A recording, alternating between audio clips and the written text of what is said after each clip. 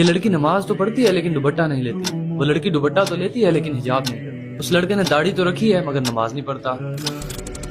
تم کون ہوتے ہو جج کرنے والے؟ اور جسے تم توڑ رہے ہو سکتا ہے اللہ اسے بنا رہا ہو، اور جسے تم چھوٹا سمجھ رہے ہو سکتا ہے اس کا ایک سجدہ تمہاری زندگی کی ساری باتوں سے زیادہ بھاری ہو۔ تم سمجھتے ہو تم اچھے ہو، تم بہتر ہو، یہی تو ابلیس نے بھی کہا تھا، انا خیر منہ، میں اس سے بہتر ہوں، اور اسی گھمنڈ نے اسے ہمیشہ کے لیے لعنت کا حقدار بنا دیا۔ قرآن مجید میں اللہ تعالیٰ ارشاد فرماتا ہے، تباہی ہے ہر اس شخص کے لیے جو دوسروں کا مذاق اڑاتا ہے۔ حضرت محمد صلی اللہ علیہ وسلم نے بھی فرمایا، جو کسی مسلمان کی برائی اس لیے کرتا ہے کہ وہ گناہگار ہے، اللہ اسے بھی اسی گناہ میں گرا دیتا ہے۔ ڈرو اس وقت سے جب قیامت کے روز وہ شخص تمہاری طرف اشارہ کر کے اللہ تعالیٰ سے کہے گا کہ اس شخص کی وجہ سے میں نے نماز چھوڑ دی، نقاب چھوڑ دیا، تب تم کیا کرو گے؟